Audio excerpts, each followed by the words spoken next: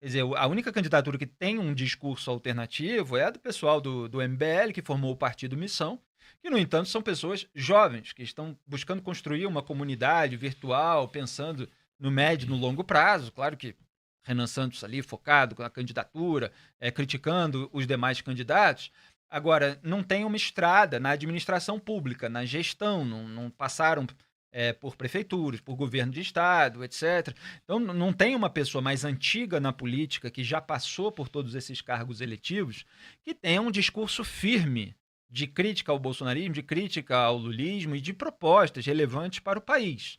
Você tem alguém mais assim, que critica os dois lados, lá no Sul, que é o Eduardo Eduardo Leite. Leite. Que, no entanto, tem outros obstáculos aí. No PSD tem o Caiado, tem o Ratinho, o Gilberto Kassab, está sempre medindo se ele vai pegar mais do Lula, se ele vai pegar mais do bolsonarismo, né? Para onde que o Centrão vai cair nesse momento. Ele é uma figura sem a projeção nacional, e tem outras questões. A própria homossexualidade no Brasil, numa eleição majoritária nacional, as pessoas ficam, a população brasileira vai dar aderência, já tem essa condição, ou existe uma rejeição também que vai ser explorada pelos adversários, não existe. Então, falta esse discurso. O que aconteceu ao longo dos últimos anos? O Caiado, o Zema, o Ratinho, o próprio Tarcísio, eles ficaram muito alinhados ao bolsonarismo. Aham. O próprio Partido Novo, que nasceu com determinados ideais, a partir de determinado momento, achou melhor se juntar ao bolsonarismo. Porque no Brasil, isso é uma questão até educacional, a gente estava falando de educação, é uma questão de capacidade cognitiva, existe uma dificuldade grande de se pensar em mais de duas variáveis ao mesmo tempo. Então, assim, tudo que é binário é mais fácil, é mais simples. Então, de um lado você tem o lulismo. Não quer dizer que é melhor. De um lado você tem o lulismo, do outro lado você tem o bolsonarismo. Então, você tem dois lados, esquerda, direita.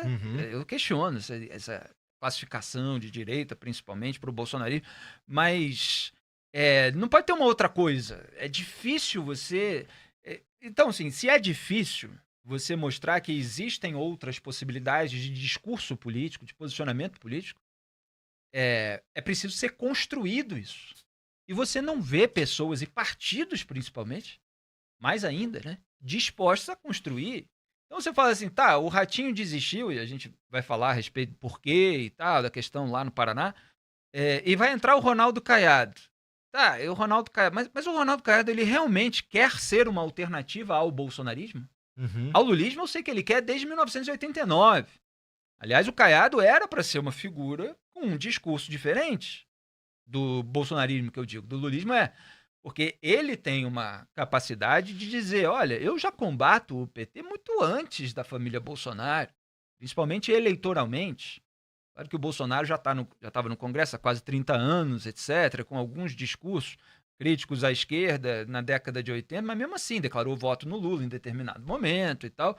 O Caiado estava debatendo na TV, debate eleitoral ali com o Lula. Você pode só pegar as imagens antigas. Então ele teria um discurso. Claro que você pode falar, não é exatamente uma direita, é mais ligado ao agronegócio, é lá o centro-oeste do Brasil e tal, não sei o quê, mas é alguém que está no campo antipetista. No entanto, ficou alinhado ao Bolsonaro. E quando você tem uma eleição, isso seja no campo à direita ou à esquerda, com pessoas que são alinhadas, elas acabam servindo só de trampolim. Você vira... todo esse pessoal aí é como se virasse um PSOL do bolsonarismo. O que o PSOL faz nas disputas nacionais no campo da esquerda? Serve de trampolim para o candidato do PT. Então fica lá no debate, apontando a sujeira no outro lado, passa um pano, levanta a bola, faz aquela pergunta, né? Chapa branca para o candidato do PT cortar, etc. Falta só terminar a pergunta falando assim, não Isso. é mesmo? Aí como é que a população vai escolher se aquela candidatura é mais forte e tal? Ela acaba escolhendo o original, né? Não a cópia, não aquele que é o que está na órbita. Então faltou essa criação. E quando vai chegando perto da eleição, se os políticos, de uma maneira geral, não sentem que tem uma possibilidade de construção de uma alternativa, eles se grudam a um dos polos. Então você tem essas figuras, o Sérgio Moro, tem o Dallagnol, agora estão junto com o Flávio Bolsonaro. A Soraya Tronic, que apoiava o Bolsonaro em 2018, depois brigou e tal, não sei o quê, está muito mais alinhada ao governo Lula. A gente está vendo o comportamento dela nas CPIs, CPMI do INSS, na CPI do crime organizado. A Simone Tebet, que foi candidata de uma possível terceira via, acabou virando ministra do governo. A Marina Silva, que sempre foi mais à esquerda, mas chegou a tecer algumas críticas da corrupção do PT e do PSDB, então era alternativa verde, ambientalista, etc. Virou ministra do governo Lula. Então, assim, os polos foram sugando as alternativas e faltou firmeza, faltou coragem, faltou liderança, sobra oportunismo. Oportunismo sobra. Ninguém quer ser líder. Porque uma coisa no ambiente intelectual, no mercado da comunicação, você apontar as verdades, etc. Os políticos, o Ciro Gomes disse uma vez isso numa entrevista.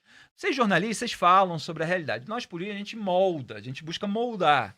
Não faltou aquela liderança para moldar, para estabelecer um discurso, provar que aquilo é melhor, que tem propostas melhores.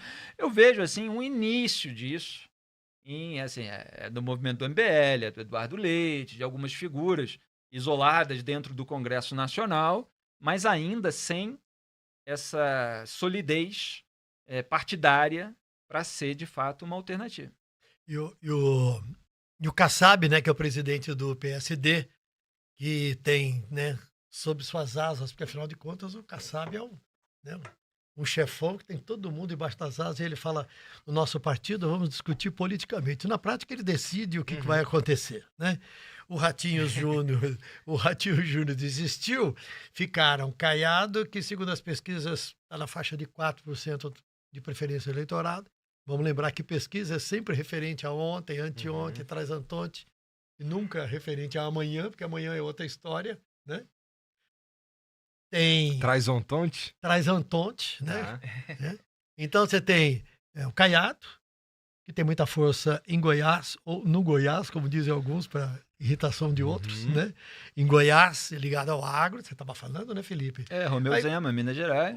Zema, Minas Gerais, mas tá mantendo do Novo. A pré-candidatura. Está mantendo a pré-candidatura do Novo, e eu ouvi uma conversa seguinte, ele lutou tanto para viabilizar o Novo, para que ele consiga ultrapassar a cláusula de barreira, que algumas pessoas apostam que ele, mesmo sabendo que as chances seriam mínimas, talvez ele mantenha a candidatura. A ver, né? A ver. Agora... E em que tom, né? E em que tom. E o Kassab tem 3 ministérios. E está no governo Tarcísio, em São Paulo. E o Kassab falou o seguinte hoje, né? Até o final do mês nós vamos decidir o que fazer. Nós não vamos fazer uma prévia, vai ser uma discussão política e resolveremos... o que acontece na maneira resolveremos geral. O que vai fazer nosso partido. Agora, e aí surge uma grande dúvida, né? O que é que acontece se o Kassab, diante da sua... né? Kassab é uma fera política. Raposa. E se ele botar alguém do PSD como vice da candidatura Flávio Bolsonaro? Aí fica sem nenhuma alternativa, a não ser, eventualmente, Romeu Zema. Ele está medindo tudo isso. Os pequenos. E aí, cara, a eleição vai ser decidida no primeiro turno? Mas eu acho que ele estava contando com o Ratinho Júnior mesmo, né? É que houve uma articulação, e do ponto de vista eleitoral bem sucedida, do bolsonarismo ali, por intermédio do Rogério Marinho, senador, que é aliado de Bolsonaro, defende muito, inclusive, lá na CPMI do INSS, e outras pessoas, de avisar para o Ratinho Júnior, olha, você não desistir da candidatura presidencial, a gente vai apoiar o Moro lá no Paraná. E o que acontece? O Sérgio Moro é o líder das pesquisas para o governo do Estado. Estado governado pelo Ratinho Júnior, que quer fazer o seu sucessor não sendo o Sérgio Moro. Então, os Bolsonaro estavam preocupados com uma candidatura do Ratinho Júnior, porque o Flávio Bolsonaro, a candidatura dele, a equipe dele, o partido, entenderam que Jair Bolsonaro governou para a bolha e perdeu. Isso eu apontei lá no início do governo Bolsonaro. Olha, vai voltar para o gueto virtual de onde saiu. Não aproveitou a confluência de fatores que foi a eleição de 2018, com crise econômica do governo Dilma, com corrupção investigada pela Lava Jato, etc. E foi governar para o gueto. Aí perdeu 2022. Não querem repetir. Então o Flávio está fazendo um discurso de moderação, um discurso de caminho para o centro. Se você bota ali um candidato com uma cara de centro, de moderado e tal, você bota uma barreira ali para esse movimento do Flávio. Ele fica mais restrito a esse campo que se bolsonarizou. Então, eles queriam remover essa barreira. E conseguiram por meio dessa articulação com o Sérgio Moro. Cara, tô vendo ali que ele é o líder das pesquisas, que o Ratinho quer fazer o seu sucessor, vou apoiar o cara lá, porque se eu apoio o cara lá, o Ratinho vai ter que se preocupar com o seu estado, e aí não vai poder ficar na disputa presidencial.